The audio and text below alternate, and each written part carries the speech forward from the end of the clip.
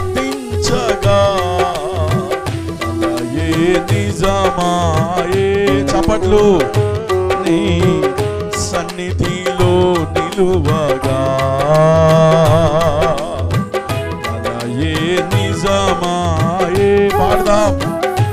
నీ సన్నిధిలో నిలువగా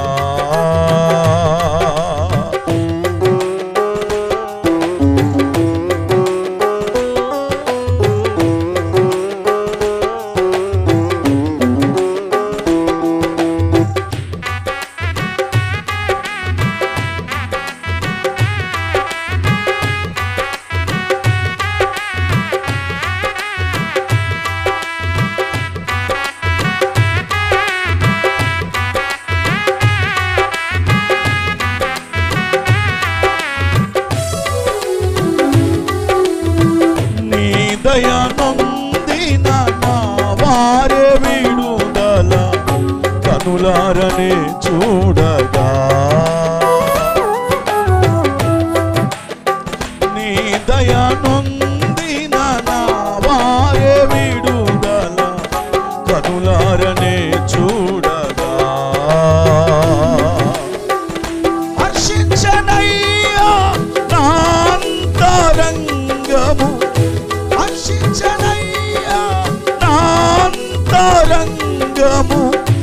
ఆనందింతును అభిషక్తుడా నీలో. ఆనందింతును అభిషక్తుడా నీలో. కలయే నిజమాయే. నీ సన్నిధిలో నిలువగా కలయే నిజమాయే. నీ సన్నిధిలో నిలువగా. ప్రార్థన చేసుకుని దేవుని వాక్యములోనికి సాగి వెళదాం. ప్రేమ కలిగిన మా తండ్రి, పరిశుద్ధుడా, నీకు స్తోత్రాలు. మధ్యాహ్న కాల సమయంలో నీ పాదలగిరికి రావడానికి మీరిచ్చిన ఈ మంచి అవకాశాన్ని బట్టి మీకు స్తోత్రాలు. విదాసులు ప్రభువా రాజ్ కుమార్ గారిని బట్టి, వారి కుటుంబాన్ని బట్టి, పరిచయను బట్టి మీకు కృతజ్ఞతాస్తుతులు స్తోత్రాలు చెల్లిస్తున్నాం. గడిచిన కొన్ని దినాలుగా జరుగుతున్న ఈ ఉపవాస ప్రార్థన కూడికల్లో విదాసునైన నన్ను కూడా మీరు తీసుకుని వచ్చి ప్రభువా నీ బోరగా, నీ పాత్రగా వాడుకోమని ప్రార్థన చేస్తున్నాం. వినగలిగిన చెవిని, గ్రహించవలసిన హృదయాన్ని ప్రతి ఒక్కరికి మీరు దయచేయమని యేసు నామం పేరిట అడుగుచున్నాము తండ్రి, ఆమేన్. స్తోత్రాలు చెప్దాం చేతులెత్తి. హల్లెలూయా. నన్ను ఆహ్వానించిన దైవజనులు రాజ్ కుమారయ్య గారికి, వారి కుటుంబానికి, చేరవచ్చిన మీ అందరికీ నా నిండు వందనాలు. మరి ఈ పూట వాస్తవానికి నేను కొంచెం బిజీ, కానీ కృపావరం పాస్టర్ గారు అన్న మీరు ఖచ్చితంగా వెళ్ళాలి అని చెప్పిన మీదట మీ మధ్యలో ఉండటానికి ప్రభు సహాయం చేశారు. సాయంత్రం కూడా బ్రాహ్మణ కోడూరులో సభల్లో మరి పూట వర్తమానం అందించాలి. ఇది దేవుని చిత్తమని నేను నమ్ముతున్నా. మంచిది. దేవుని వాక్యములోనికి మనము సాగిపోదాం. ఉపవాస ప్రార్థన ఈ కూడికల్లో దేవుడు మనతో మాట్లాడును గాక. యెహెజ్కేలు రాసినటువంటి గ్రంథము 8వ అధ్యాయం. దయచేసి అందరూ కూడా బైబిల్ తీయండి. యెహెజ్కేలు రాసిన గ్రంథము 8వ అధ్యాయం. మనము 5వ వచనాన్ని 6వ వచనాన్ని చదువుదాం. నరపుత్రుడా, ఉత్తర వైపు తేరి చూడమని యెహోవా నాకు సెలవీయగా నేను ఉత్తరం వైపు తేరి చూచితిని. ఉత్తరం వైపున బలిపీఠపు గుమ్మము లోపల రోషము పుట్టించు ఈ విగ్రహము నాకు కనబడెను. అంతటా ఆయన నాతో ఇలాగు సెలవిచ్చాను, నరపుత్రుడా, వారు చేయుదానిని నీవు చూచుచున్నావు గదా. నా పరిశుద్ధ స్థలమును నేను విడిచిపోవునట్లు ఇశ్రాయేలీయులు ఇక్కడ చేయు అత్యధికమైన హేయకృత్యములు చూచితివా. చాలా జాగ్రత్తగా మీరు నా వైపు చూడండి. బైబిల్ చదివేటప్పుడు బైబిల్ చదవండి, మిగతా సమయం నా వైపు మీరు చూడండి. యెహెజ్కేలు అనేటువంటి ప్రవక్త ఒక దర్శనాన్ని చూస్తున్నాడు. దేవుడు తనతో మాట్లాడడాన్ని చూస్తున్నాడు. ఈ యొక్క అధ్యాయములో 8వ అధ్యాయములో ఈ దర్శనములో అనేక సంగతులు దేవుడు యెహెజ్కేలుతో మాట్లాడాడు. అనేక విషయాలు యెహెజ్కేలుతో పంచుకున్నాడు. అనేక విషయాలు యెహెజ్కేలుకి తెలియచేశాడు. యెహెజ్కేలు అనేటువంటి ప్రవక్త పెద్ద ప్రవక్తగా మనం బైబిల్లో చూస్తాం. ఇతడట 8వ అధ్యాయములో తన ఇంటి దగ్గర ఉన్నటువంటి యూదా పెద్దలతో కూర్చొని మాట్లాడుతూ ఉన్నాడట. ఎవరితో? యూదా పెద్దలతో.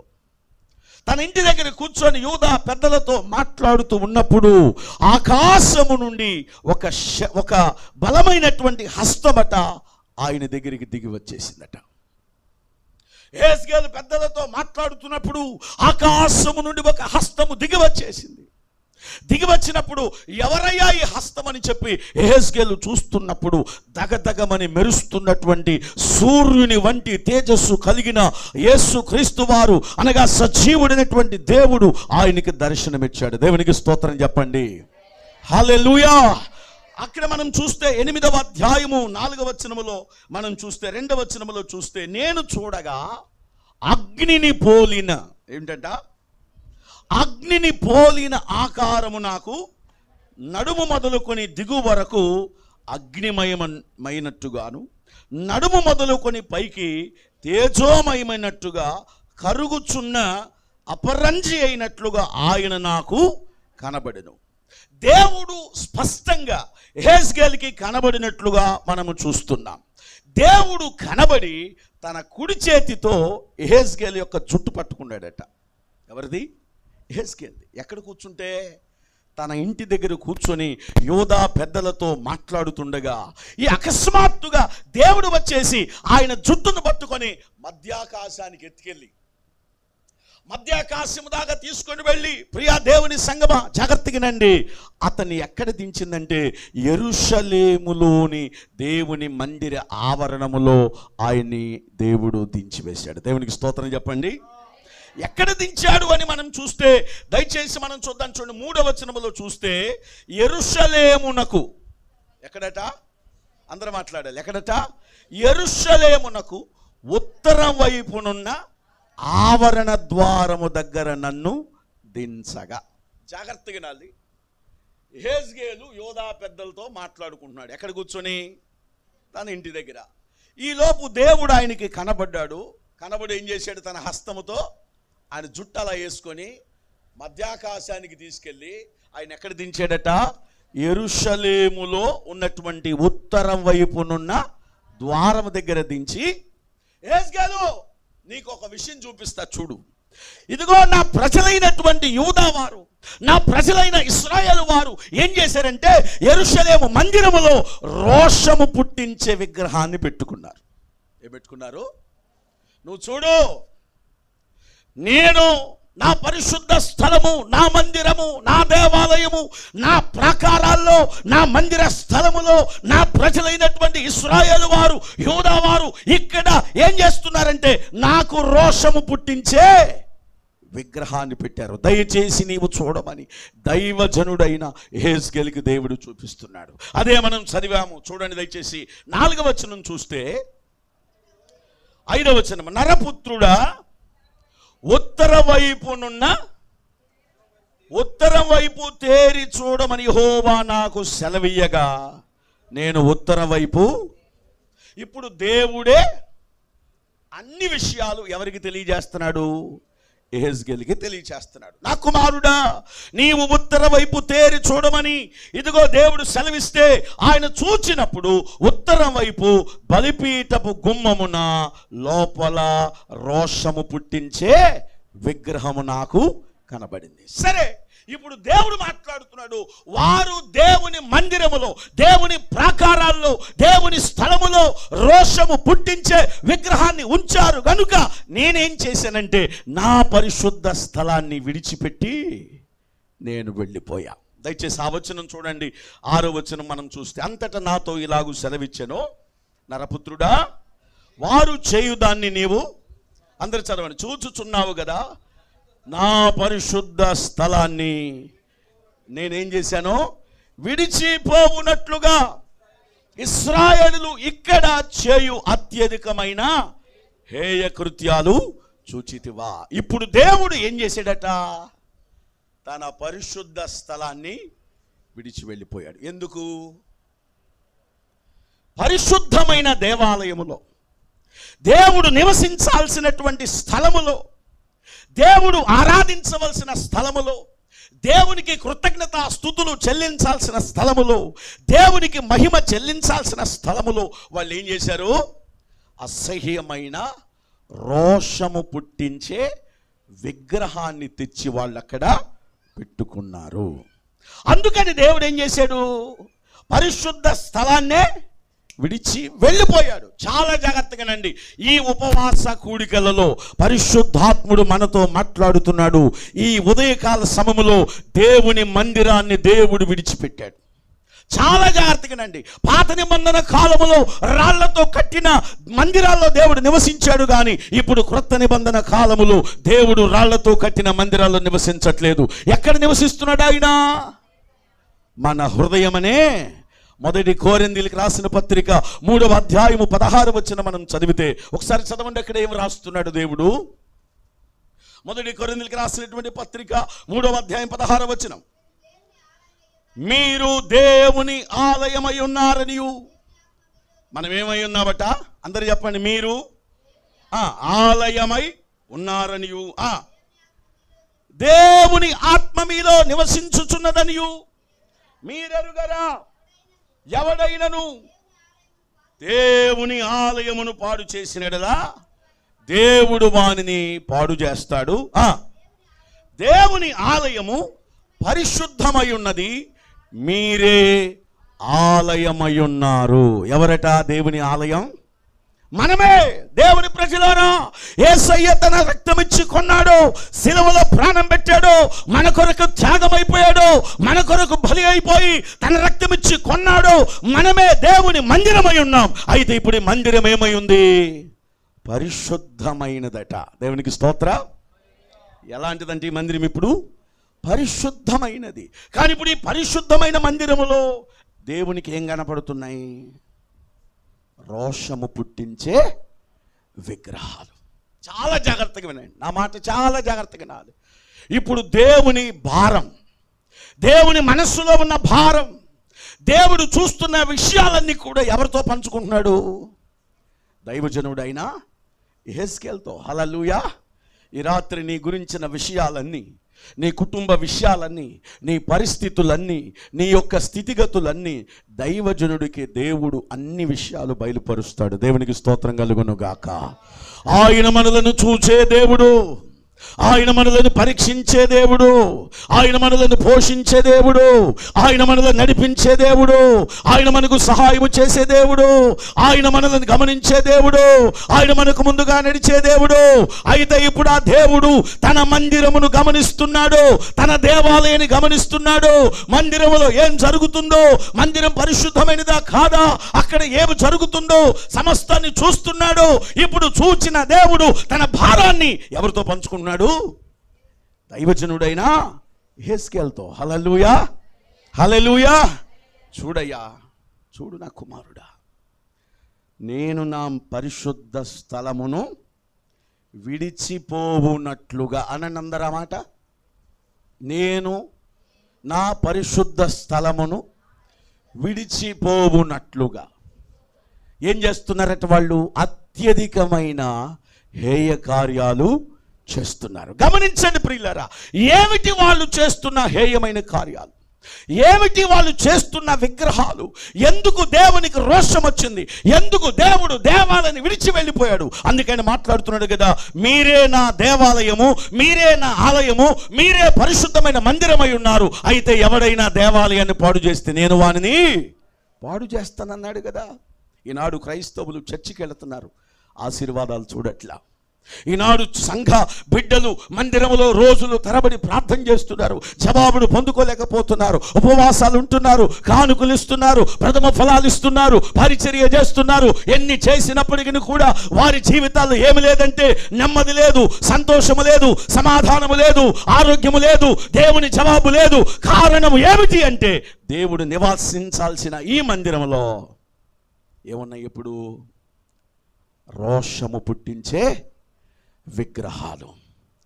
ఇప్పుడు దేవుని ఆలయము పరిశుద్ధపరచబడాలి. దేవునికి స్తోత్రం కలుగును గాక. ఏమిటా విగ్రహాలు అని ఒక్కసారి మనం చూస్తే, దయచేసి రండి మార్కు సువార్త, దయచేసి రండి మార్కు సువార్త 7వ అధ్యాయం 20వ వచనము నుంచి మనం చదువుదాం. మార్కు సువార్త 7వ అధ్యాయం 20వ వచనం నుంచి చదవమ్మా. మనుష్యుని లోపల నుండి బయలు వెళ్ళునవి మనుష్యుణ్ణి అపవిత్రపరచును. లోపల నుండి అనగా మనుష్యుని హృదయములో నుండి దురాలోచనలు, జారత్వము, దొంగతనము, నరహత్య, వ్యభిచారము, లోభము, చెడుతనము, కృత్రిమము, కామవికారము, మత్సరము, దేవదూషణ, అహంభావము, అవివేకము వచ్చును. ఈ చెడ్డవన్నీ లోపల నుండి బయలు వెళ్ళి మనుషుణ్ణి అపవిత్రము. మనుషుని ఏం చేస్తున్నాయట? అందరూ చెప్పాలి, ఏం చేస్తున్నాయట? అపవిత్రం చేస్తున్నాయి. పరిశుద్ధమైన దేవాలయాన్ని, పరిశుద్ధమైన మందిరాన్ని, దేవుడు నివసించే దేహాన్ని ఏం చేస్తున్నాయి అంటవి? అపవిత్రం చేస్తున్నాయి. ఏమిటవి? ఇప్పుడు దాకా మనం చదువుకున్నాం. దురాలోచనలు, జారత్వము, విగ్రహారాధన, కామకత్వము, వ్యభిచారము, దొంగతనము. ఇంకా మనం చూస్తే గలతీయులకు రాసిన పత్రిక 5వ అధ్యాయంలో రాయబడింది, శరీర కార్యాలు స్పష్టమై ఉన్నవని. ఎన్నోసార్లు అనుభవజ్ఞులైన మీ సేవకుల ద్వారా మీరు విన్నారు. ఎన్నో రకాలుగా దేవుడు మనతో మాట్లాడుతున్నాడు. ప్రియులరా, మన నోట ఏమున్నాయట? బూతులున్నాయి, అబద్ధాలున్నాయి, సరస్వక్తులున్నాయి, అపవిత్రత ఉన్నది, కామకత్వం ఉన్నది. ఇదిగో రకరకాలైనటువంటి కక్షలు, భేదాలు, విమతములు, మత్సరములు, జగడములు, అల్లరితో కూడిన ఆటపాటలు, జారత్వము, వ్యభిచారము, దొంగతనము, ఇటువంటి శరీర కార్యాలు, ఇటువంటి భయంకరమైనటువంటి కార్యాలు, విగ్రహాలు మనలో ఉండడాన్ని బట్టి మన దేవాలయం ఏమైపోతుంది? అపవిత్రం చేయబడి ఇప్పుడు దేవుడు నివసించవలసిన ఈ మందిరములో దేవుడు లేకుండా ఏం చేస్తున్నాడు? ఆయన మందిరాన్ని విడిచి వెళ్ళిపోతున్నాడు. దయచేసి ఈ మధ్యాహ్న కాలం ముందు దేవుని ఆత్మతో నేను ఒక మాట చెప్తున్నా. ఈ పూట నీకు సమాధానం రావాలంటే, నీ ప్రార్థన దేవుని సన్నిధికి చేరాలంటే, మొదట నీ దేవాలయం ఏం చేయబడాలి? పరిశుద్ధపరచబడాలి. దేవునికి స్తోత్రం కలుగును గాక. హల్లెలూయా. నీలో ఉన్న అపవిత్రమైన కార్యాలు బయటికి తీసుకొని వెళ్ళాలి. అందుకే ఇక్కడ రాస్తున్నాడు 19వ వచనములో 20వ వచనములో మనం చూస్తే, మనుషుని లోపల నుండి వెళ్ళునవి. ఎక్కడి నుంచి వస్తున్నాయి అంటే? ఎక్కడి నుంచి వస్తున్నాయట? మాట్లాడాలి. ఎక్కడి నుంచి వస్తున్నాయట? మనుషుని లోపల నుండి బయలు వెళ్ళునవి. మనుషుని ఏం చేస్తున్నాయి? అపవిత్రం చేస్తున్నాయి. నీ హృదయములో నుండి, నీ మనస్సులో నుండి, నీ దేహములో నుంచి ఇదిగో అనేక రకాలైనటువంటి చెడు కార్యాలు అనగా విగ్రహాలు బయటికి వస్తున్నాయి. అవి నిన్ను ఏం చేస్తున్నాయి అంటే అపవిత్రము. దయచేసి గమనించండి, ఈ పూట మనము మన దేహమనే దేవాలయాన్ని పరిశుద్ధపరచబడుదుముగాక, పరిశుద్ధమైనటువంటి జీవితాన్ని కలిగి ఉందుముగాక, ప్రతి విధమైన అపవిత్రమైన శరీర కార్యాలు విడిచిపెట్టుదుముగాక. దేవుని వాక్యము చేత ఈ దినాన మనము మన దేహాన్ని, మన మనస్సును, మన హృదయమును, ఇదిగో మన జీవితాన్ని పరిశుద్ధంగా మార్చినట్లయితే పరిశుద్ధుడైన దేవుడు సింహాసనాసీనుడై మన లోపల నివసించబోతున్నాడు. ఆమేన్. అందుకని యెహెజ్కేలుతో చెప్తున్నాడు, నా కుమారుడా, నేను నా మందిరాన్ని విడిచిపోవున్నట్లుగా వాళ్ళు ఏం చేస్తున్నారు? ఇక్కడ హేయమైన కార్యాలు చేస్తున్నారు. ఏమిటా హేయమైన కార్యాలంటే అపవిత్రమైన విగ్రహాలు వాళ్ళు కలిగి ఉన్నారు. అంటే శరీర కార్యాలు వాళ్ళు కలిగి ఉన్నారు. దయచేసి మీలో ఉన్న కోపాన్ని తీసివేయండి, మీలో ఉన్న అబద్ధాలు తీసివేయండి, మీలో ఉన్న సరసక్తులు తీసివేయండి, మీలో ఉన్న బూతులు తీసివేయండి, మీలో ఉన్న వ్యభిచారమును తీసివేయండి, మీలో ఉన్న జారత్వాన్ని తీసివేయండి, మీలో ఉన్న కక్షలు తీసివేయండి, మీలో ఉన్నటువంటి అసూయను తీసివేయండి, మీలో ఉన్నటువంటి మత్సరమును తీసివేయండి, మీలో ఉన్న అల్లరితో కూడిన ఆటపాటలు తీసివేయండి. ఈ దినాన దేవుని వాక్యం అనేటువంటి ఆయన అగ్ని ద్వారా, దేవుని వాక్యం అనేటువంటి నీటి ద్వారా, దేవుని వాక్యము చేత ఈ దినాన నీ హృదయాన్ని నీవు కడగగలిగితే తిరిగి ఆయన నీ లోపలికి రాబోతున్నాడు. తన సమాధానము, తన ప్రేమ, తన కృప, ఆశీర్వాదాన్ని నీ మీద మెండుగా కుమ్మరించబోతున్నాడు. హల్లెలూయా. చెప్పండి గట్టిగా హల్లెలూయా. కాబట్టి ఈ దినాన నేను అడుగుతున్న సూటి ప్రశ్న, నీ మందిరంలో దేవుడు ఉన్నాడా? ఉంటే నీకు జవాబు రావాలి కదా. ఉంటే నువ్వు ఆశీర్వదించబడాలి కదా. దేవుడు నీలో ఉంటే గొప్ప కార్యాలను చూడాలి కదా. నేను అంటున్న మాట, ఒకవేళ ఎవరైనా మీలో అద్భుతాలు, ఆయన కార్యాలు, ఆయన కృపను చూడకపోతే ఈ పూట ఈ దేవాలయాన్ని ఏం చేయాలి? మరొకసారి పరిశుద్ధపరచండి. దేవునికి స్తోత్ర. 139వ కీర్తన చివరి వచన ప్రకారం భక్తుడైన దావీదు ఈ విధంగా మాట్లాడుతున్నాడు. ఏమన్నాడు ఒకసారి చూడండి. దేవా, 139వ కీర్తన 23వ వచనం, దేవా నన్ను పరిశోధించి నా హృదయమును తెలుసుకొనుము, నన్ను పరీక్షించి నా ఆలోచనలు తెలుసుకొనుము, నీకు ఆయాసకరమైన మార్గము నా యందు ఉన్నదేమో చూడుము, నిత్య మార్గమున నన్ను. దేవునికి స్తోత్రం చెప్పండి చేతులెత్తి. ఇప్పుడు మనం చేయవలసిన పని ఏంటి? దేవా నన్ను పరిశోధించయ్యా, నన్ను పరీక్షించయ్యా, నా హృదయమును తెలుసుకోవయ్యా, నన్ను పరీక్షించి నా ఆలోచనలు తెలుసుకో, నీకు ఆయాసకరమైన మార్గము నా యందు ఉన్నదేమో చూచి నువ్వేం చేయాలి? నన్ను నిత్య మార్గములో నడిపించాలి. స్తోత్రం చెప్పండి. ఈ ఉపవాస ప్రార్థనలు ఎందుకు తెలుసా? నిన్ను నీవు సరిచేయబడ్డానికి. ఉపవాస ప్రార్థనలు ఎందుకు తెలుసా? నిన్ను నీవు మేలు తెచ్చుకోవడానికి. ఉపవాస ప్రార్థనలు ఎందుకు తెలుసా? దేవుని సన్నిధిలో క్రమముగా నిలబడి, దేవుని సన్నిధిలో నీ పాపములు ఒప్పుకొని, నీ అవిధేయతలు విడిచిపెట్టి, నిన్ను నీవు శుద్ధి చేసుకొని, ఎక్కడ తప్పిపోయావో, ఎక్కడ పడిపోయావో, ఎక్కడ జారిపోయావో, నిన్ను నీవు వాక్యమని అద్దం ముందు నిలబడి చూసుకొని సరైన మార్గంలోకి వచ్చి దేవుని దగ్గర నిలబడితే దేవుడు కీడు చేయకుండా మేలు చేసి నీ కుటుంబాన్ని ఆశీర్వదిస్తాడు. హల్లెలూయా. అందుకే ఉపవాస ప్రార్థనలు. అందుకని దేవుడి ఉదయకాలమందు మాట్లాడుతున్నాడు, నీ హృదయమే దేవుని ఆలయం, నీవే పరిశుద్ధమైన మందిరం. ఇప్పుడు నీ లోపలేమన్నాయి? రోషము పుట్టించే విగ్రహాలు. ఏం చేయాలి ఇప్పుడు? వాటన్నిటిని మనం తీసి బయట పారవేయాలి. బూతులు లేవా? అబద్ధాలు లేవా? సరసక్తులు లేవా? కోపం లేదా? కక్షలు లేవా? భేదాలు లేవా? అసూయ లేదా? సీరియళ్ళు లేవా? భయంకరమైనటువంటి సినిమాలు మనలో లేవా? భర్తను ద్వేషించడం, దూషించడం, భార్యను ద్వేషించడం, దూషించడం, కుటుంబంలో భయంకరమైనటువంటి కలహాలు, జగడాలు, భయంకరమైనటువంటి కార్యాలు మనం చేయట్లేదా? దయచేసి వినండి.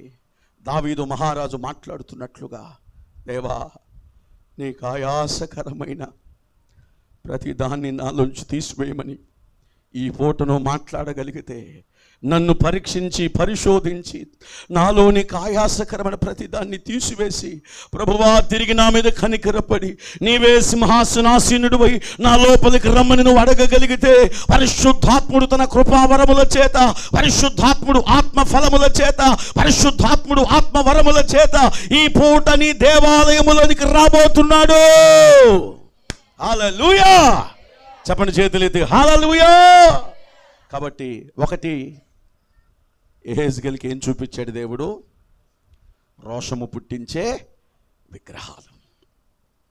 అందుకని నేనేం లేను, నా మందిరంలో లేను. ఏం చేశాను? మందిరాన్ని నేను విడిచిపెట్టేసి. ఇదే మాట 2 సందర్భాల్లో మాట్లాడాడు ఆయన. దయచేసి ఇర్మియా రాసిన గ్రంథము 12:7 కూడా యెహెజ్కేలుతో ఇర్మియాతో దేవుడు మాట్లాడుతున్నాడు. చూడండి, ఇర్మియా రాసిన గ్రంథము 12వ అధ్యాయం 7వ వచనం. నా మందిరమును నేను విడిచిపెట్టాను, నా స్వాస్థ్యాన్ని ఏం చేశాను, నేను విసర్జించాను. నా ప్రాణప్రియురాల్ని ఆమె శత్రువుల చేతికి. అయ్య బాబోయ్, ఏమిటండి ఇది? నా ప్రాణప్రియురాలు అంటున్నాడు.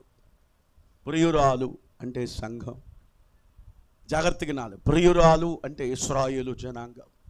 నా ప్రాణ ప్రియురాలుని ఎవరికి అప్పచెప్పాను? గట్టిగా, ఇంకా గట్టిగా చెప్పాలి. నేను శత్రువుల చేతికి. ఎందుకు అంటే మందిరాన్నే విడిచిపెట్టేశాను. నాకు మందిరం అవసరం లేదు, నేను మందిరంలోంచి బయటకు వచ్చేసాను. నా స్వాస్థ్యము అంటే నా ఆస్తి, నా కుమారుని ఏం చేశాను, నేను విసర్జించి నా ప్రాణ ప్రియురాలను ఎవరికి అప్పగించానో ఆమె శత్రువులకు. ఎందుకట? ఎందుకు విడిచిపెట్టాడట? ఎందుకు విసర్జించాడట? ఎందుకు ప్రాణప్రియురాలైనటువంటి సంఘాన్ని శత్రువుల చేతికి, అపవాది చేతికి, పాడు చేసేవారికి, నాశనము చేసేవారికి ఎందుకు అప్పగించాడంటే, ఇప్పుడు ఈ దేవాలయములు ఏమున్నాయి? అపవిత్రమైన, అసహ్యమైన, రోషము పుట్టించే విగ్రహాలు. దయచేసి చేతులెత్తి జోడిస్తున్నా. ఈ పూట నీలో ఉన్న విగ్రహాలన్నీ నువ్వు బయట పారవేస్తే దేవుని సమాధానము, సంతోషము, కృప నీ మందిరములోనికి రాబోతా ఉంది. ఆయన నిన్ను ఆశీర్వదించబోతున్నాడు. ఆయన నీ మీద కృప చూపించబోతున్నాడు. స్తోత్రం చెప్పండి గట్టిగా. హల్లెలూయా, హల్లెలూయా, హల్లెలూయా. దేవుని సంఘమా, ఈ రాత్రి ఇదిగో ఈ ఉదయకాలమందు దేవుడు నీతో మాట్లాడుతున్నాడు. రక్షించనేరకుడినట్లు యెహోవా హస్తములు, విననేరకుడినట్లు ఆయన చెవులు. కానీ మీ పాపములు నాకును మీకును ఏం చేస్తున్నాయి? అడ్డుగా వచ్చినవి. నా ముఖమును ఏం చేసినాయి? మరుగు. కనుక నేను ఏం చేయలేకపోతున్నాను? ఆలకించలేకపోతున్నా. దయచేసి గమనించండి. ఆయన రక్షించే దేవుడు, ఆయన స్వస్థపరిచే దేవుడు, ఆయన సహాయము చేసే దేవుడు, ఆయన విడిపించే దేవుడు, ఆయన బాగు చేసే దేవుడు. మరి ఎందుకని మన జీవితంలో ఆయన అద్భుతాలు చేయలేకపోతున్నాడు? ఎందుకు మన జీవితంలో స్వస్థతనివ్వలేకపోతున్నాడు? ఎందుకు మన జీవితంలో కార్యాలు చేయలేకపోతున్నాడు అంటే, మన పాపములు ఆయనకి మనకి ఎలా ఉన్నాయట? అడ్డుగా. అందుకే బైబిల్ చెప్తుంది, అతిక్రమములు దాచిపెట్టుకున్నవాడు వర్ధిల్లడు, వాటిని ఒప్పుకొని విడిచిపెట్టువాడు. ఈ పూట నీవు నీ అతిక్రమములు, నీవు నీ విగ్రహాలు, నీవు నీ అపవిత్రత, నీవు నీ దోషాలన్నీ మరొక్కసారి నన్ను పరిశోధించి, పరీక్షించి, నాలో ఆయాసకరమైన ప్రతి దాన్ని తీసివేయమని అడుగు. పరిశుద్ధాత్ముడు ఈరోజు నీ లోనికి వచ్చి నిన్ను తిరిగి గొప్పగా ఆశీర్వదించబోతున్నాడు. పడిపోయిన నీ ప్రాకారాలు కట్టబోతున్నాడు. నీ సరిహద్దులు సమాధానం ఇవ్వబోతున్నాడు. నీ గుమ్మముల గడియలను బలపరచబోతున్నాడు. నీ మధ్యలోని నీ పిల్లల్ని ఆశీర్వదించబోతున్నాడు. ఆయన నీ లోపలికి వచ్చి సమాధానము, సంతోషము, నెమ్మదిని నీకు దయచేయబోతున్నాడు. అయితే మనం ఏం చేసుకోవాలి? ఇప్పుడు మనల్ని మనమే పరీక్ష చేసుకోవాలి. రెండో విషయంలోకి వెళుతున్నా. యెహెజ్కేలుకి ఏం చూపించాడు దేవుడు? అందరూ చెప్పాలి. నాకు ఉన్నాయా నోళ్ళు? తెరవండి. ఏం చూపించాడు దేవుడు? రోషము పుట్టించే విగ్రహాలు. అందుకని దేవుడు ఏం చేశాడు? మందిరాన్ని విడిచి వెళ్ళిపోయాడు. కాబట్టి ఇప్పుడు మనం ఏం చేయాలి? మనలో ఉన్న రోషం పుట్టించే విగ్రహాలన్నీ తీసివేయాలి. దేవునికి స్తోత్ర. రెండవ విషయంలోకి మనం వద్దాం. చూడండి, యెహెజ్కేలు రాసిన గ్రంథం 8వ అధ్యాయం. యెహెజ్కేలు రాసిన గ్రంథము 8వ అధ్యాయం. దయచేసి 7వ వచనం నుంచి చదువుదాం. ఆవరణ ద్వారము దగ్గర నన్ను ఆయన దించగా, గోడలో ఉన్న సందు ఒకటి నాకు, నరపుత్రుడా గోడకు కన్నము తవ్వమని ఆయన నాకు సెలవీయగా, నేను గోడకు కన్నము త్రవ్వినంతలో ద్వారము ఒకటి నాకు. ఆమేన్. మెలుకుకొండ వారందరూ స్తోత్రం చెప్పండి. వాక్యం అర్థమవుతుంది అన్న వాళ్ళంతా స్తోత్రం చెప్పండి. హల్లెలూయా. రైట్. ఇప్పుడు మొదటిసారి ఎక్కడ దించాడు ఆయన? మనము 3వ వచనములో చూస్తాం, ఉత్తర వైపునున్న ద్వారం అనండి. ఎక్కడ? యెరూషలేములో. రెండవసారి 7వ వచనములోకి వచ్చేసరికి ఆవరణ ద్వారమట. ఎక్కడ దించాడని తీసుకెళ్ళి మళ్ళీ ముందేం చూపించాడు? రోషం పుట్టించే ఏం కనపడిందట మనం చూస్తే చూడండి. ఆవరణ ద్వారం దగ్గర నన్ను దించగా గోడలో ఒక సందు నాకు ఏం కనపడిందండి? యెజ్కేలు గారి గోడలో సందు అంటే ఎంత ఉంటుంది? చిన్నగా ఉంటుంది. అప్పుడు చెప్పాడంట యెజ్కేలు, నువ్వు ఈ కన్నం వేయాలి, ఈ గోడకి నువ్వు కన్నం వేయాలి, సందు కాదు, నువ్వు దాన్ని బాగా పలుగు తీసుకొని కన్నం వేయమంటే యెజ్కేలట ఆ సందులో నుంచి వెళ్ళి ఏం చేశాడు? గోడకు కన్నం వేయడం మొదలేశాడు. దయచేసి మనం చూద్దాం. చూడండి, నన్ను ఆయన దించగా గోడలో సందు ఒకటి నాకు కనబడును. అప్పుడు దేవుడు ఏమన్నాడు? 8వ వచనంలో గోడకేమేమంటున్నాడు? గట్టిగా కన్నం వేయమంటే ఏం కనపడిందంట? కన్నము త్రవ్వమని సెలవేయగా నేను గోడకు కన్నము త్రవ్వినంతలో నాకేం కనపడింది? ఓ పెద్ద తలుపు. దేవునికి స్తోత్రం కలుగును గాక. చుట్టూ గోడలు కట్టుకున్నారు, దానికి ముందు ఒక చిన్న సందు. ఆ సందులో నుంచి వస్తే 4 గోడలు. దేవుడు చెబుతున్నాడు, ఈ గోడ కన్నం వేయమన్నాడు. గోడ కన్నం వేస్తే ఏం కనపడిందంట? ద్వారం. ద్వారం లోపలికి వెళ్తే యెజ్కేలు గారికి మైండ్ పోయింది. ఎందుకో తెలుసా? గోడ నిండా వీళ్ళు బొమ్మలు వేసుకున్నారు. ఏం వేసుకున్నారు? దయచేసి ఒకసారి చూడండి, మనం చూద్దాం ఆ మాట. 10వ వచనం చూడండి. నేను లోపలికి పోయి చూచి తిని అప్పుడు ప్రాకేడి సకల జంతువుల ఆకారాలు, ఇంకా హేయమైన మృగములు, ఇంకా ఇశ్రాయేలుల దేవత విగ్రహాలన్నీ కూడా గోడ మీద చుట్టూ వ్రాయబడి ఉన్నట్టు నాకు అయ్యి బాబోయ్. రహస్యంగా, జాగ్రత్తగా రహస్యంగా 4 గోడల మధ్యలో ఇశ్రాయేలు వారు, యూదా వారు ఏం చేస్తున్నారు? యెహోవాని పక్కన పెట్టేశారు, దేవుని పక్కన పెట్టేసి పాకే పురుగుల బొమ్మలన్నీ వేసుకున్నారంట. అంటే పాము, బల్లి, పాకే ఉంటాయి కదా, తేలు, తొండ, ఇట్లా పాకే జంతువుల బొమ్మలన్నీ వేసుకున్నారంట గోడ మీద. తర్వాత ఇంకేం వేసుకున్నారట? హేయమైన మృగములు. హేయమైన మృగములు అంటే పంది, లేకపోతే ఇంకా రకరకాలని హేయమైన మృగముల ఆకారాలను. తర్వాత ఇశ్రాయేలు వారి దేవతల బొమ్మలన్నీ వేసుకుని, జాగ్రత్తగా నా వైపు చూడాలి అందరూ, దేని మీద వేసుకున్నారు? గోడల మీద. అందరూ చూసేటట్ట రహస్యంగాడా? ఈ రహస్యాన్ని ఛేదించింది ఎవరు? దేవుడే. ఎవరు చూపించాడు? దేవునికి స్తోత్రం చెప్పండి. ఈ మధ్య ముందేం పాస్టర్ గారి దగ్గరికి వస్తారు, అన్నయ్య వచ్చే మంగళవారం గృహప్రవేశం అన్నయ్య. సరేనమ్మా. అన్నయ్య ఏంటమ్మా? నీకు విషయం చెబుతాను, కోప్పడవగా. ఏంటమ్మా? 11:45 బాగుందంట. ఎన్నింటికి చెప్పండి అమ్మ గట్టిగా. మీరేం చేస్తారో నాకు తెలియదు అన్నయ్య. ఆ టైంకి రిబ్బన్ కట్ చేయండి. ఏం కట్ చేయాలి? ఇంకోళ్ళు వస్తారు, అన్నయ్య సాయంత్రం 3:20కి మీరు మూలరాయి వేయాలి. ఎన్నింటికి? వీళ్ళు ఎవరిని అడిగి వచ్చారు? పాస్టర్ గారిని అడిగి చెబుతున్నారు ఈ టయాలన్నీ. ఉండేదేమో మందిరంలో, అమ్మ మిమ్మల్ని కాదు తల్లు లేనిపోదు, ఉండేది దేవుని మందిరములో, చేసేది భక్తి. కానీ రహస్యంగా ఎవరి దగ్గరికి వెళ్ళి వస్తారు? బ్రాహ్మణుడి దగ్గరికి వెళ్తారు, సిద్ధాంతి దగ్గరికి వెళ్తారు, లేకపోతే మంచి సమయం, ఇవాళ మంచి రోజు కాదంట. ఏం కాదంట? ఈ మధ్య చిన్నపిల్లలని లేదు, ముసలోళ్ళని లేదు, పతోళ్ళు కాళ్ళకు నల్ల దారాలు కడుతున్నారు. నేను ఒక ఆమెను అడిగే, కడుపు తట్టుకోలేక గ్యాస్ ట్రబుల్ ఎక్కువైపోయి, అక్క ఏంటి కాలుకు దారం కట్టామంటే, అయ్యో దిష్టి తగలకుండా అంది. నాకు మైండ్ పోయింది. అసలే మాడిపోయిన కూర సెట్ లేకుండా మొఖం పగలే చూడలేము. ఇప్పుడు ఇంకేం తగలకూడదంట? ఎవరు చెప్పారు నీ కాళ్ళకు దారాలు కట్టుకోమని? పతోళ్ళు దారాలే. ఈ మధ్య నేను ఒక ఇంటికి వెళ్ళి ప్రార్థన చేయడం, ఆ ఇంటి మీద నాగర చెవుడు మళ్ళా ముండ్లు వేసారు. అవి ముళ్ళు ఉంటాయి కదా, రౌండ్గా ఉండి, అది ఏమంటారు కదా దాన్ని, నాగజముడేగా. ఏంటమ్మా మండేసారు పైన అంటే, అయ్యో దయ్యాలు వస్తానంట, వాటికి తలకాయలకు తగిలి వెళ్ళిపోతాయంట వెనక్కి. ఇంట్లో చిన్నపిల్లలు ఉన్నారు, అందుకని మా ఆయన తెచ్చి ఏమేశాడు? నిమ్మకాయలు కట్టుకునేవాళ్ళు, ఎండుమిరపకాయలు కట్టుకునేవాళ్ళు. అమ్మో వినండి, మళ్ళీ చర్చిలోకి వచ్చామో నువ్వుంటే నాకు చాలు యేసయ్యా, నువ్వు లేకపోతే కుందేరులో దిగి సత్తానయ్యా. ఎక్కడా మాట్లాడండి అమ్మా, ఎక్కడా? చర్చిలోనే.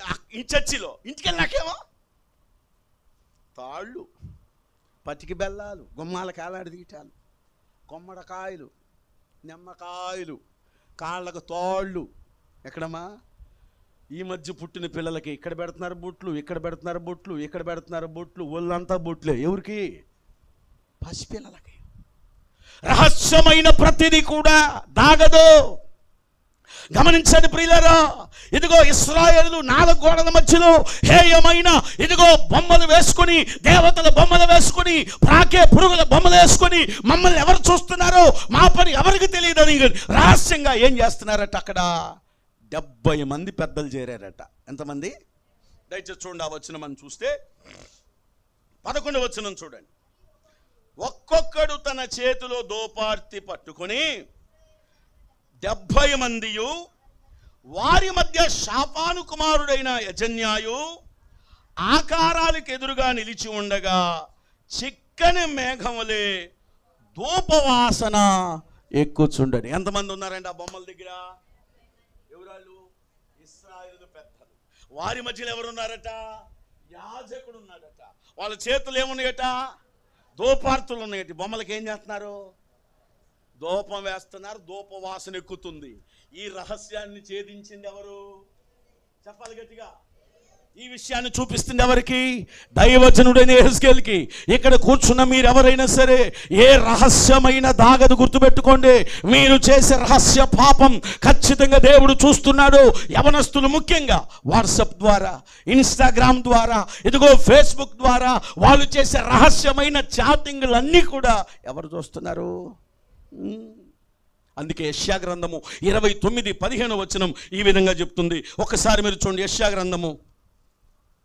హల్లెలూయా, స్తుతి మహిమా ఎల్లప్పుడు దేవునికి చేదము. పడదాం. హల్లెలూయా.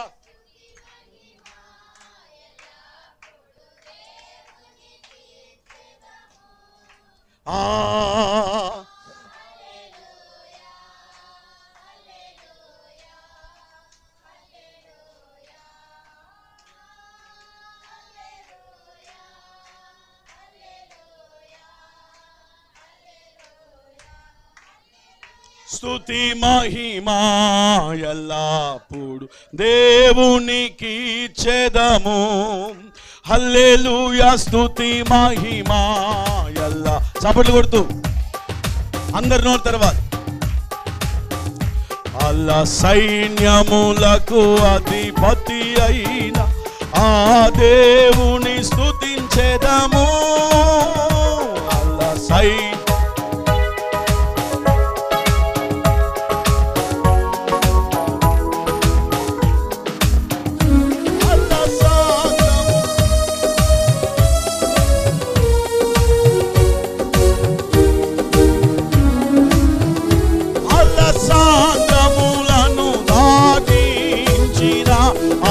యెహోవాను. అందరూ పాడాలి, చప్పట్లు కొట్టాలి.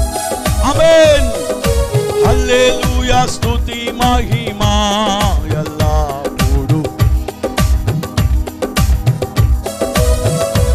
ఆకాశము నుండి మన్నాను పంపిన దేవుని. ఆమేన్. ఆకాశము దేవుని. మధుర జలములు పంపిన ఆ యెహోవాను స్తుతించెదము. పండ నుండి మధుర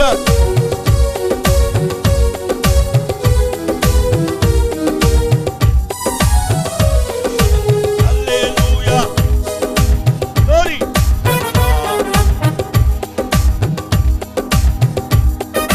హల్లెలూయా, స్తుతి మహిమా.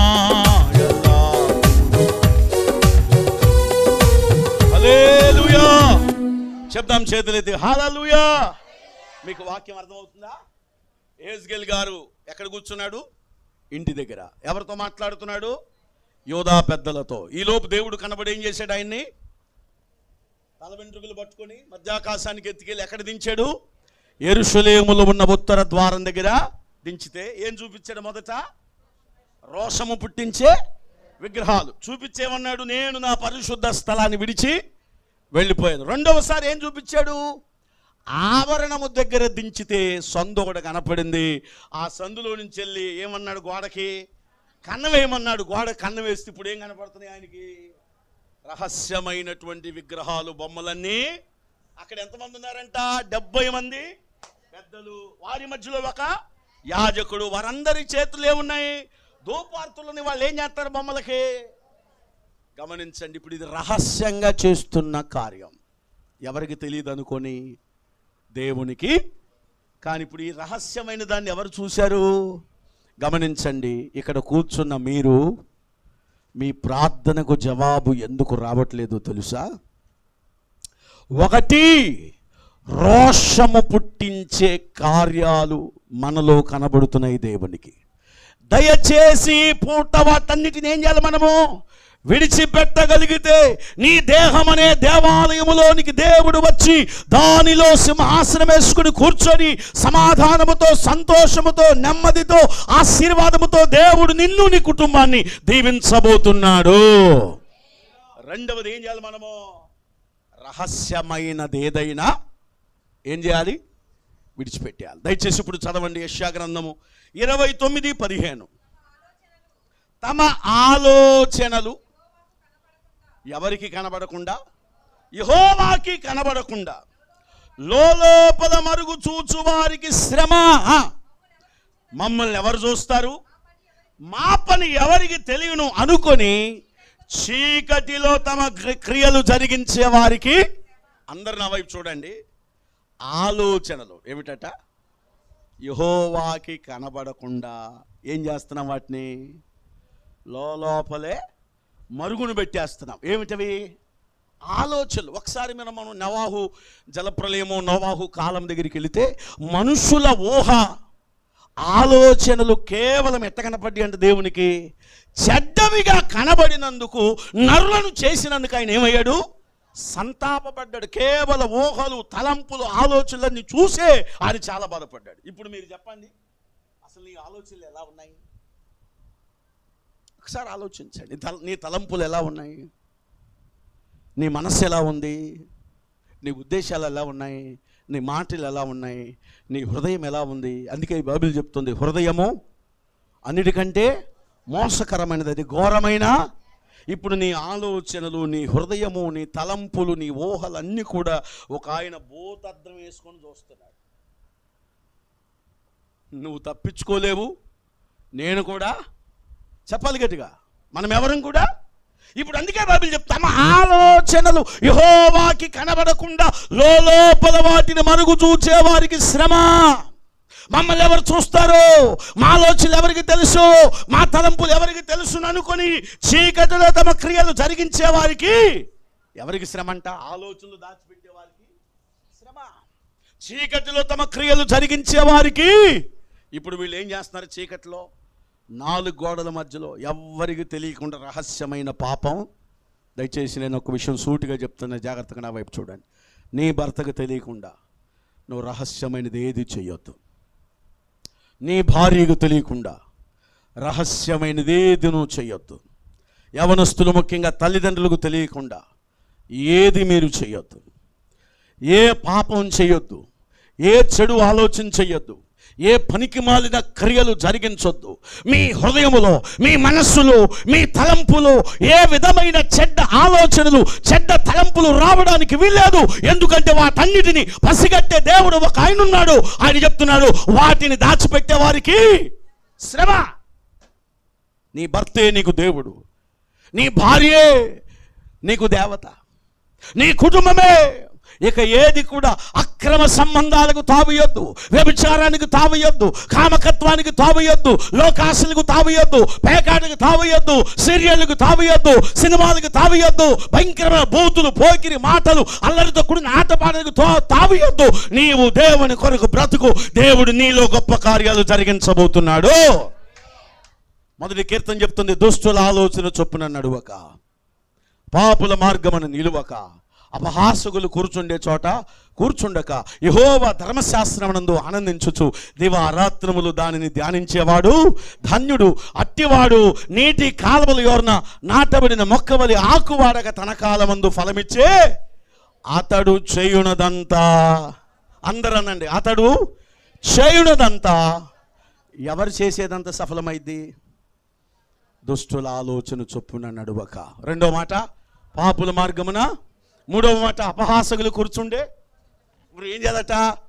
యెహోవా ధర్మశాస్త్రమునందు మనం ఆనందించాలి, వాక్యములో ఆనందించాలి, సంఘములో ఆనందించాలి, సహవాసములో ఆనందించాలి, సేవకుడికి లోబడాలి, వాక్యానికి లోబడాలి, సంఘ క్రమానికి లోబడాలి. దేవుని కొరకు నువ్వు బ్రతకగలిగితే నీవు చేసేదంతా దేవుడు సఫలము చేయునుగాక. ఇప్పుడు వీళ్ళు చేసే రహస్యాన్ని ఎవరు చూశారు? నువ్వు చేసే ప్రతి రహస్యం, నేను చేసే ప్రతి రహస్యాన్ని దేవుడు చూస్తున్నాడు. మనం తప్పించుకోలేం ప్రియులారా. రోమాపత్రిక 2వ అధ్యాయములో ఒక మాట ఉంది, మనం చూడండి దయచేసి.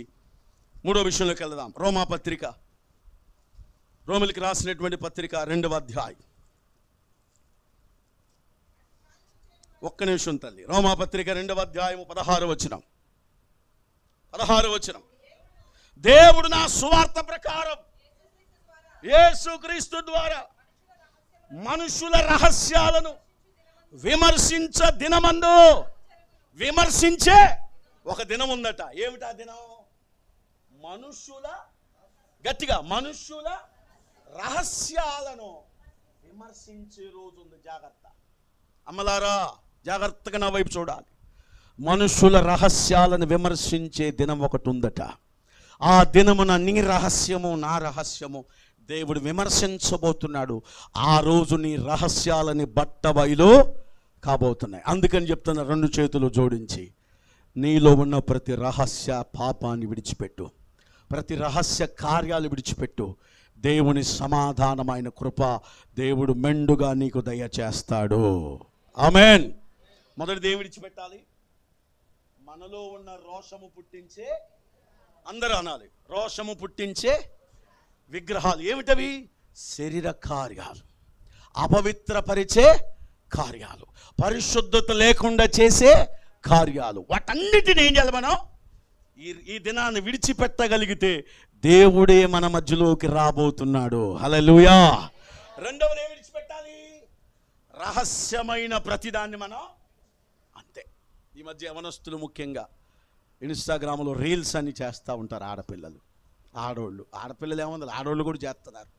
అందులో ముసలోళ్ళని లేదు, కుర్రోళ్ళని లేదు, నడి వయసు ప్రతి ఊళ్ళో రీల్స్ చెయ్య, డ్యాన్సులు చెయ్య, పిచ్చి పిచ్చి పనులన్నీ చెయ్య, దాంట్లో అప్లోడ్ చెయ్య, దాంట్లో బ్యాడ్ కామెంట్స్, ఫోన్ నెంబర్లు, రకరకాలైన చెత్త చెదారం. దయచేసి నేను చెప్తున్నా, యవనస్తులైనా స్త్రీలైనా ఇలాంటి వాటి జోలికి మీరు వెళ్ళొద్దు. తల్లిదండ్రులకు తెలియకుండా మీరు ఏం చేయొద్దు, నీ భర్తకు తెలియకుండా నువ్వేం చేయొద్దు, నీ భార్యకు తెలియకుండా నువ్వేం చేయొద్దు. ఏదైనా సమిష్టిగా చేయండి. ఏబు కుటుంబం వలె దేవుడు నిన్ను ఆశీర్వదిస్తాడు. కొర్నేలు కుటుంబం వలె దేవుడు నిన్ను దర్శిస్తాడు. ఇదిగో ఎలిజబెత్, జకర్యా వలె దేవుడు మీ కుటుంబంలో ఒక గొప్ప ప్రవక్తను బయటికి తీసుకొస్తాడు. సమాధానము, నెమ్మది దేవుడు మీకు మెండుగా దయచేస్తాడు. దేవునికి స్తోత్రం. ఇప్పుడు 2 విషయాలు చూపించాడు యెహెజ్కేలుకి. ఎన్ని విషయాలు? ఒకటి ఏం చూపించాడు? అందరు గట్టిగా చెప్పాలన్నారు. నాకు కొద్దిగా చెవుడు ఉంది, కొంచెం గట్టిగా చెప్పాలి. ఏముంది? రెండోసారి ఎక్కడికి తీసుకెళ్ళాడు? రహస్య స్థలానికి చూపించి అంటున్నాడు, చూడయ్యా ఎందుకు వీళ్ళు ఈ బొమ్మలకు నమస్కారం చేస్తున్నారంటే కారణం చెప్పాడు. దయచేసి రండి. యెహెజ్కేలు రాసిన గ్రంథము 8వ అధ్యాయం 12వ వచనం. 8:12. అప్పుడు ఆయన నాకు ఇలాగూ సెలవిచ్చెను, నరపుత్రుడా, యెహోవా మమ్మును కానకుండా ఉండును, యెహోవా దేశమును విసర్జించను అనుకొని ఇశ్రాయేలు పెద్దలు చీకటిలో తమ విగ్రహ గదుల్లో వాటిలో ప్రతివాడు చేయుదాన్ని నీవు ఇలా పని ఎందుకు చేస్తున్నారట? రహస్యం అంటే యెహోవా దేశాన్ని ఏం చేశాడు అనుకుంటున్నారు వాళ్ళు? విసర్జించాడు అనుకుంటున్నారు. వాళ్ళంతటా వాళ్ళు ఏమనుకుంటున్నారు? దేవుడు మమ్మల్ని మరిచిపోయాడు అనుకుంటున్నారు. కానీ లోపల ఉన్న చెత్త చూడాలా. ఏం చూడాలా? చెప్పండి గట్టిగా. 10వ భాగం ఇయ్యం, కానీ లారీ నిండా డబ్బు చింట్లో దోకాలి. ఇది మన కోరికలు. మొదటి కోడిగుడ్లు ఇయ్యం, మనమే ఆమ్లెట్లు వేసుకు తింటాం, మనమే నాటుకోళ్ళు పెంచుకుంటాం. దేవుడు మాత్రం ముత్యాలు, రత్నాలు, వజ్రాలన్నీ లారీలతో తెచ్చి కుమ్మరించాలని పెద్ద ఆశ. క్షమించండి నన్ను, మా మొదటి కోడిగుడ్లన్నీ మీరే తింటున్నారు. మాకు ఇవ్వాల్సిన మొదటి కోళ్ళు మీరే కోసుకు తింటున్నారు, అమ్ముకు తింటున్నారు. ఒక ఆవిడ అందాక ఒక అక్కాయి వచ్చి అంది, అన్నయ్య చాలా బాధగా ఉంది. ఏంటమ్మా అన్న అంటే ప్రార్థనకు రాలా మొదటి ఆదివారం, అందుకని రెండో వారం దిగాలుతూ వచ్చింది. ఏందక్క ఎట్టున్నామంటే, అయ్యా 5,000 అయ్యా, జాతి కోడి చచ్చిపోయింది అయ్యా. నేను చచ్చిపోయిందంట. నేను చెప్పే మరి నాకు ఇపోతే సావదు, మొదటిది దేవుడికి ఇచ్చావా చెప్పండి గట్టిగా. మా జాంకాయలు మీరే తింటున్నారు, మీ సంగతి కాదమ్మా, నా సంగతి నేను చెప్పుకుంటున్నా. మా కోడిగుడ్లు మీరే తింటున్నారు, మాకు ఇవ్వాల్సిన దశం భాగం కూడా మీరే స్వాహా చేస్తున్నారు. అన్నీ స్వాహా చేసి ఆదివారం ఆ 10 రూపాయల కాగితం తెచ్చి మా మొఖాన పడేసి అదేదో పెద్ద ఆస్తులన్నీ రాసిచ్చినట్టు. అయ్యగారు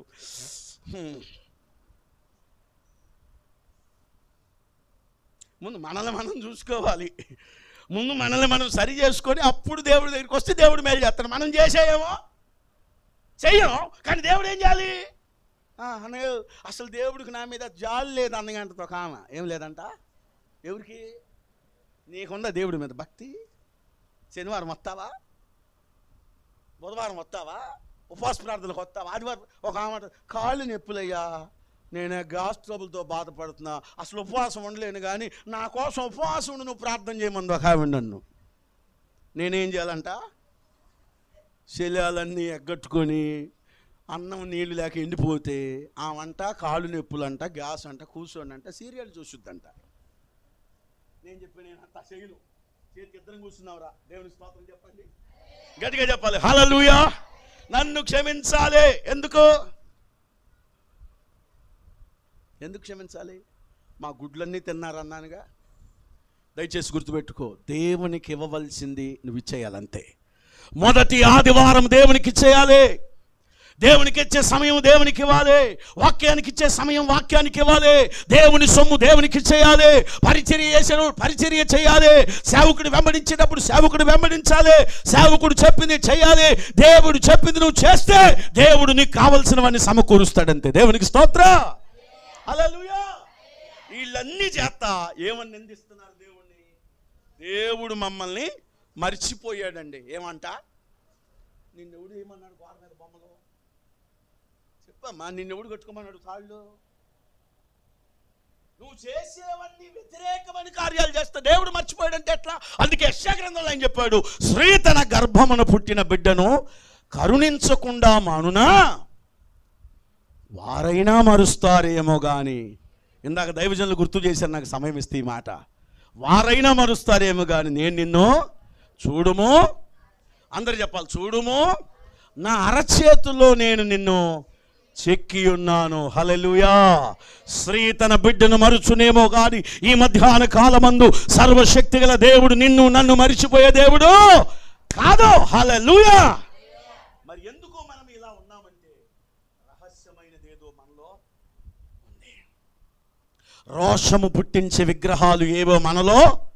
దయచేసి ఈ పూట వాటిని విడిచిపెడదాం. పరిశుద్ధాత్ముడు మన మందిరములోనికి దిగి రాబోతున్నాడు. పరిశుద్ధాత్ముడు సింహాసనాసీనుడై మన దేహములో నివసించబోతున్నాడు. ఆత్మ సంబంధమైన మందిరములుగా కట్టబడుదుముగాక. దేవుడు నివసించే పరిశుద్ధ మందిరాలముగా జీవించుదుముగాక. మూడో విషయంలోకి వెళ్తున్నా. మొదటిది చెప్పాలి, మీరు సనిగితే కుదరదు, గట్టిగా చెప్పాలి. నేను ఎంత భయంకరంగా అరుస్తున్నాను చెప్పండి, 100 మంది ఉన్నట్టు అరుస్తున్నా. మరి మీరు అరవటానికి ఏది బాధ? చెప్పాలి గట్టిగా. రోషం పుట్టించే చూపించాడు. ఎవరికి? ఎవరి గురించి నేను అంటాను? అసలు నీకు ఎందుకయ్యా బాధ? వాళ్ళు చెప్పులు వాళ్ళు పడుతున్నారు కదా, నీకెందుకు నువ్వు మెదలకుండా ఉండొచ్చు కదా. దేవుడిని అడిగితే ఆయన అంటాడు, వాళ్ళ ఒడవయ్యా, నా స్వరక్తం ఇచ్చి నేను సంపాదించిన నా పిల్లలు వారు పాడవటం నాకు ఇష్టం లేదు. వాళ్ళు బయటికి రావాలి, పాపము నుండి, లోకము నుండి, ఐగుప్తు ఆశల నుంచి బయటికి రావాలి. వారు బయటకు వచ్చి పరిశుద్ధంగా జీవిస్తే నేను వారికి మెండైన దీవెనలు కుమ్మరించబోతున్నాను. ఆమేన్. రెండవది ఏం చూపించాడు? రోషం పుట్టించే. మూడవది ఏం చూపించాడు చూడండి దయచేసి. యెహెజ్కేలు రాసిన గ్రంథం, యెహెజ్కేలు రాసిన గ్రంథం 8వ అధ్యాయం 13వ వచనం చూడండి.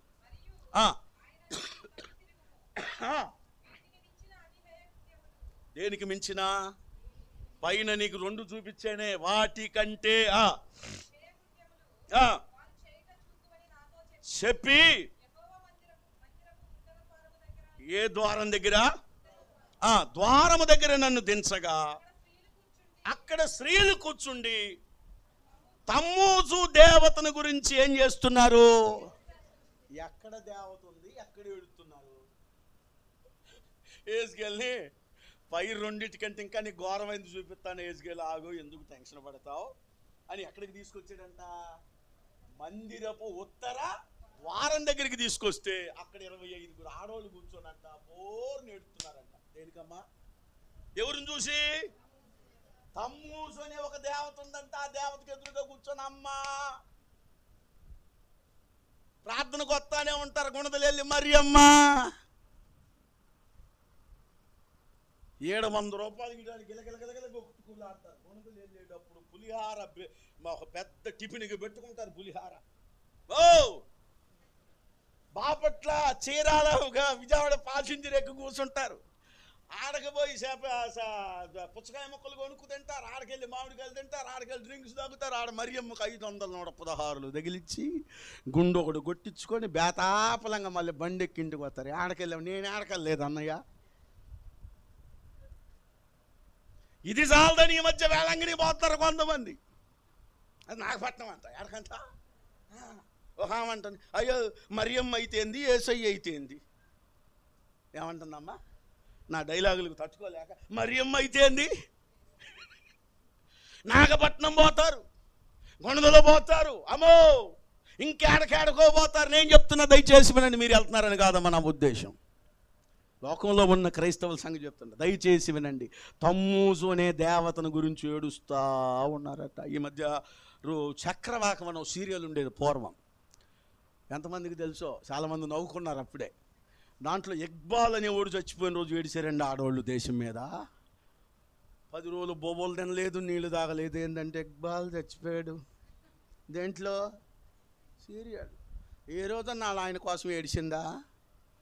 ఏ రోజన్నా వాళ్ళ పిల్లల కోసం ఏడిచింది అప్ప? ఏ రోజన్నా సమస్యల కోసం ఏడిచింది అప్ప? అమ్మలారా నా కోసం కాదు, మీకోసం, మీ పిల్లల కోసం ఏడమని ఆయన చెబుతుంటే ఈమె సీరియల్ కోసం ఏడుతుంది. దేనికోసం అమ్మా చెప్పండి? ఈ దినాన ఎందుకు జవాబు రావట్లేదు తెలుసా? ఈ దినాన ఎందుకు నీ ప్రార్థన దేవుడు ఆలకించలేదు తెలుసా? ఈ దినాన నీ ఉపవాస ప్రార్థనలో ఎందుకు దేవుడు మేలులు చేయట్లేదు తెలుసా? రహస్యమైనవి నీలో ఉన్నాయి, రోషము పుట్టించే విగ్రహాలు నీలో ఉన్నాయి. 3వది, నీ ఎవరి కోసం ఏడుస్తున్నావు కానీ ఎవరి కోసం ఏడబట్లా? నువ్వు దేవుని కోసం ఏడబట్లా. దయచేసి దేవుని పాదాల దగ్గర కన్నీరు కాచు.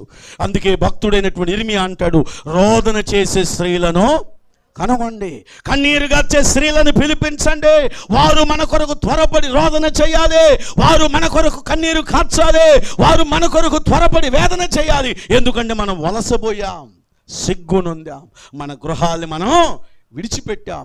దయచేసి తెలివిగల స్త్రీలను పిలిపించండి, రోదనము చేసే స్త్రీలను పిలిపించండి. హల్లెలూయా. నేను చెప్తా, మీరు ఒక్కొక్క రోదన చేసే స్త్రీగా మారిపోదురుగాక. హల్లెలూయా. సరే, ఇప్పుడు తమ్మూజు దేవత అయిపోయింది, ఇంకెంతటితో అయిపోయింది అనుకుంటున్నాడు ఎవరు? యెహెజ్కేలు గారు. నాయనా ఇంకా అవ్వలేదమ్మా. వీళ్ళు అన్యుల విశ్వాసుల? ఇప్పుడు ఈ స్టోరీ జరుగుతున్న అన్యుల మధ్యలోనా, దేవుని పిల్లల మధ్యలోనా? దేవుని పిల్లల మధ్యలోని ఇదంతా అన్యుల స్టోరీ ఏమి కాదు. హల్లెలూయా. వారి కొరకు ఎర్ర సముద్రాన్ని చీల్చాడు, వారి కొరకు మన్నాని ఇచ్చాడు, వారి కొరకు బండ నుంచి నీళ్ళు ఇచ్చాడు, వారి కాలు వాయకుండా చెప్పులు ఇదిగో అరిగిపోకుండా చేశాడు. పగలు మేఘస్తంభములు, రాత్రి అగ్నిస్తంభములు నడిచాడు. ఎరికో గోడలు కూల్చి వారిని కానాను దేశానికి చేరిస్తే ఇప్పుడు వాళ్ళు దేవునికి వ్యతిరేకమైన కార్యాలు చేస్తున్నారు. నీవు కూడా కడగబడ్డావు, కొనబడ్డావు, యేసు రక్తము చేత ఆయన సన్నిధికి చేర్చబడ్డావు, పరిశుద్ధపరచబడ్డావు. అయినప్పటికీ కూడా సేవకుని మాట వెనక, వాక్యానికి లోబడక నీవు కూడా అనేక సార్లు పొరపాటున ఇలాగ చేస్తున్నావేమో.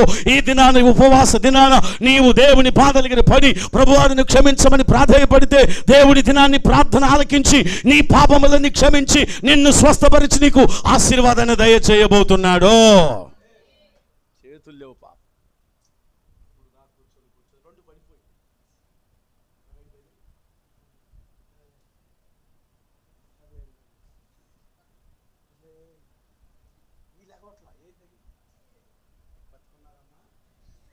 ఒకసారి చెప్పండి, బతుకుంటే. స్వరాలు రాట్లా, చెప్పాలి ఇంకా గట్టిగా. హల్లెలూయా.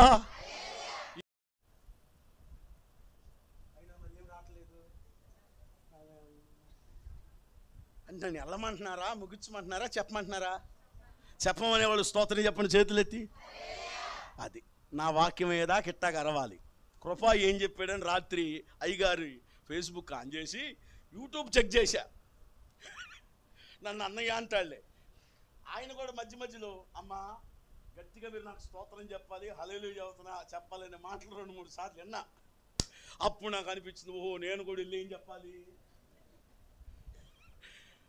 దేవునికి స్తోత్రం.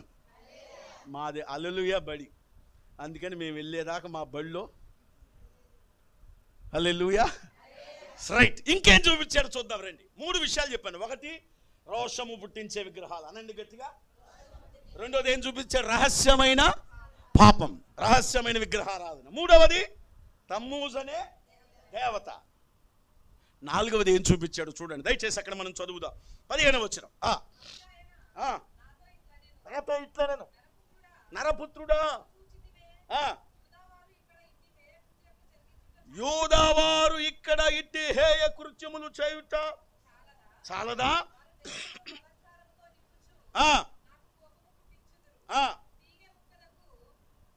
కాదు, మనం దాటి వెళ్ళిపోయాం తల్లి. 16వ వచనం. యెహోవా మందిరపు లోపలి ఆవరణములో నన్ను దించగా. ఇందాకేమో ఉత్తర ద్వారం దగ్గర, ఆవరణము దగ్గర అనే మాటలు మనం చూసాం. ఇప్పుడు ఎక్కడ దించాడు ఆయన్ని? యెహోవా మందిరపు, అందరూ అనాలి, యెహోవా మందిరపు ఆవరణములో నన్ను దించగా.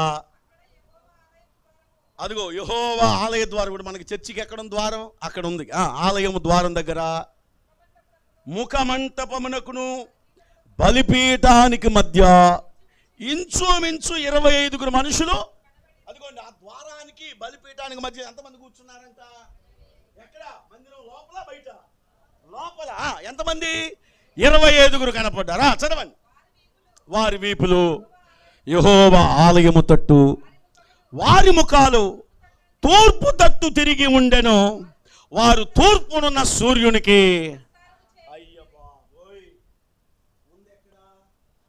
గట్టిగా ఎక్కడున్నారు వీళ్ళు? మందిరంలో. ఎక్కడ కూర్చున్నారు? ముఖమంటపానికి బలిపీఠానికి మధ్యలో. సుమారు ఎంతమంది అంట? 25. ఎటు కూర్చోవాలి? ఇప్పుడు మీరు ఎటు కూర్చున్నారు? బలిపీఠానికి. నేను ఒక్కనే ఎదురు తిరిగా, అంటే బలిపీఠానికి ఆపోజిట్ ఉన్నా. మీరు మాత్రం ఎటు కూర్చున్నారు? ఇటే కూర్చోవాలిగా. వాళ్ళు ఎటు కూర్చున్నారంట? తూర్పుకు తిరిగారు. వీపులు ఎటు పెట్టారు? బలిపీఠానికి పెట్టి. అంటే ఇష్టం లేని వాళ్ళు ఎటు కూర్చుంటారమ్మా? ఇప్పుడు మీ ఇద్దరు చర్చిలోకి వచ్చారు, వాళ్ళిద్దరికి ఇంటికాడ గొడవ అయింది, ఇక్కడికి వచ్చారు. ఉనండి, నేను చూపిస్తే ఎట్ట కూర్చుంటారు. ఇంటికాడ గొడవ అయింది, ఎక్కడికి వచ్చారు? చర్చిలోకి వచ్చారు. ముఖాలు ఎదురెదురు పడ్డాయి. అంటే ఒక ఇంక కూర్చోవలసి వచ్చింది. కూర్చున్న కానించి ఈ మనిషి ఏడే ఉంది, ఏం గిట్నామా?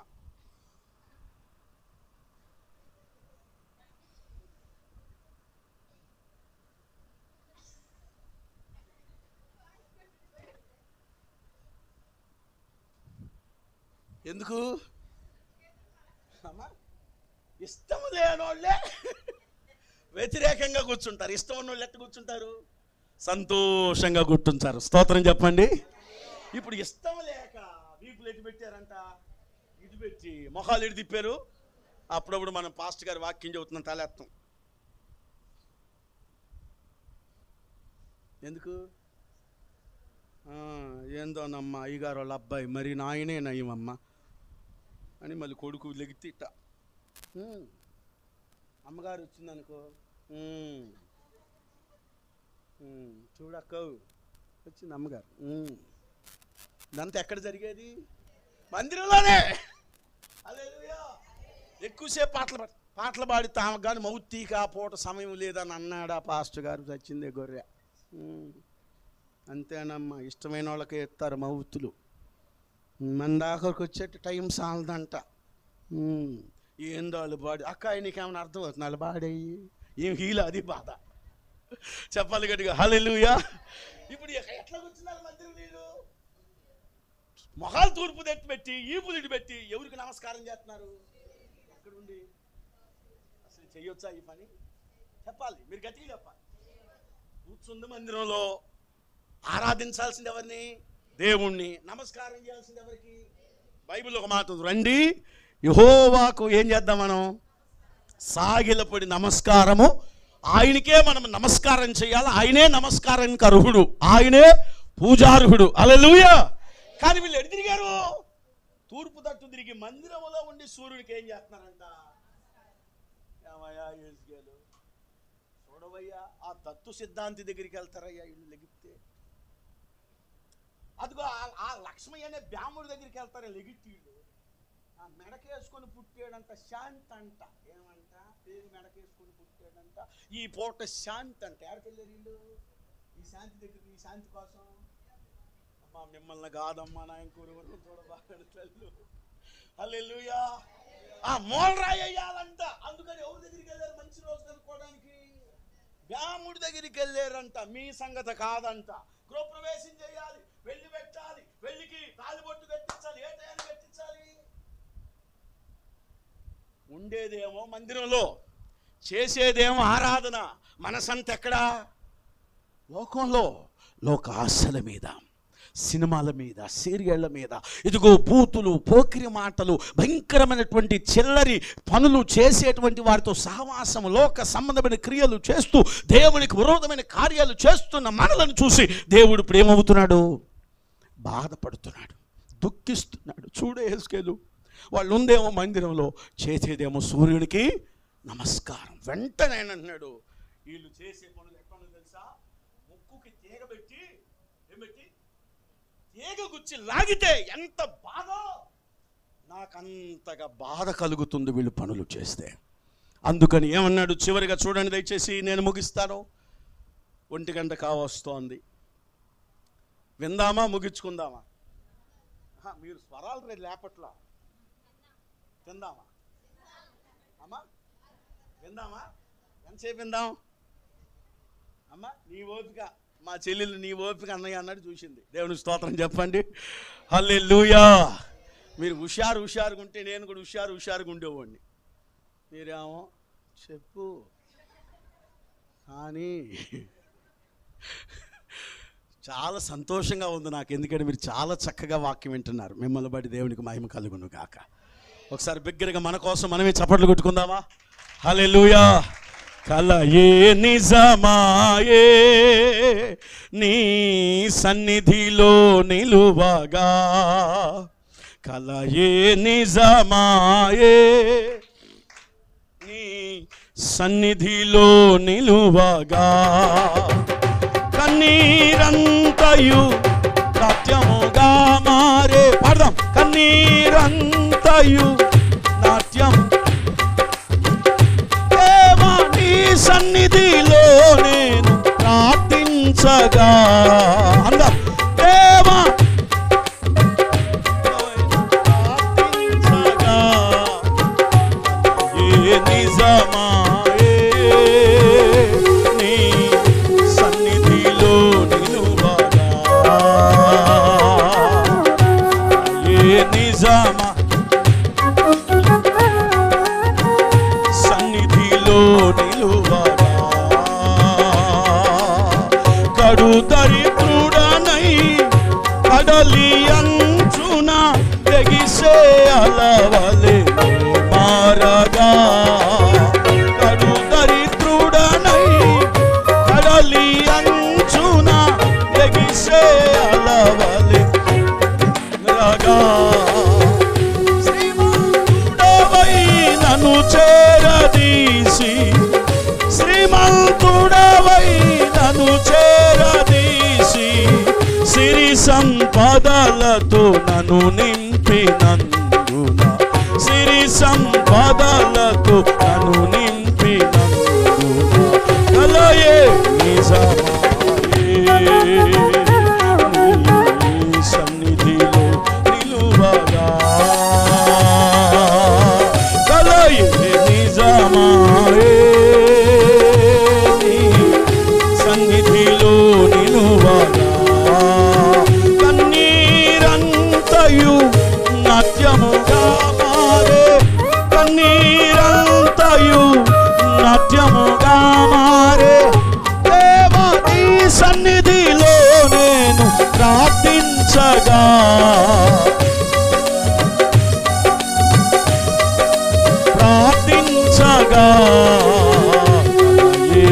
నిజమాయే నీ సన్నిధిలో నిలువగా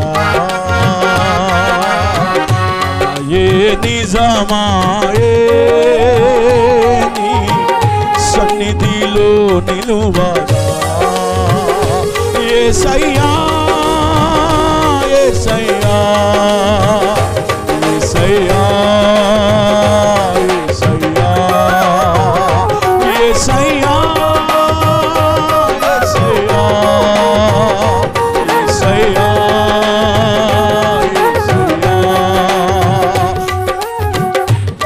ఏ నిజమాయే నీ సన్నిధిలో నిలువగా. హల్లెలూయా చెప్పండి చేతులెత్తి హల్లెలూయా. టైం 1 గంట అవుతుంది. ఒక 5 నిమిషాల్లో నా మాటలు ముగిస్తా. చాలా విషయాలు ఉన్నాయి కానీ దేవుని చిత్తం అయితే మరొకసారి మనం మాట్లాడదాం. ఇప్పటి వరకు ఎన్ని విషయాలు చెప్పుకున్నాం? గట్టిగా ఒకసారి జ్ఞాపకం చేసుకుందామా? మొదటి విషయం, రోషము పుట్టించే విగ్రహాలు చూపించాడు. 2, రహస్యమైన విగ్రహాలు చూపించాడు. 3వది, తమ్మూజు దేవతను చూపించాడు. 4వది, సూర్యునికి నమస్కారం చేసే విషయాన్ని చూపించాడు. అంటే మందిరములో ఉంటే ఆయన తట్టే తిరగాలి తప్ప లోకం తట్టు మనం. యోవేలు గ్రంథంలో ఉంది, ఇప్పుడైనను ఉపవాసం ఉండి మనస్ఫూర్తిగా మీరు ఆయన తట్టు తిరుగుడి. ఎవరి తట్టు తిరగాలట? అది లోకం తట్టు కాదు, లోక ఆశల తట్టు కాదు. ఎవరి తట్టు తిరగాలి? దేవుని తట్టు తిరిగితే ఆయన కరుణా సంపన్నుడు ఉండి చేస్తానన్న కీడు చేయకుండా ఏం చేస్తాడంట? ఆయన మేలు చేస్తాడట. దేవునికి మహిమ కలుగునుగాక. రైట్, చివరిగా చదవండి 18వ వచనం. 17వ వచనం చదవమా, ఇంకా బాగుంటుంది.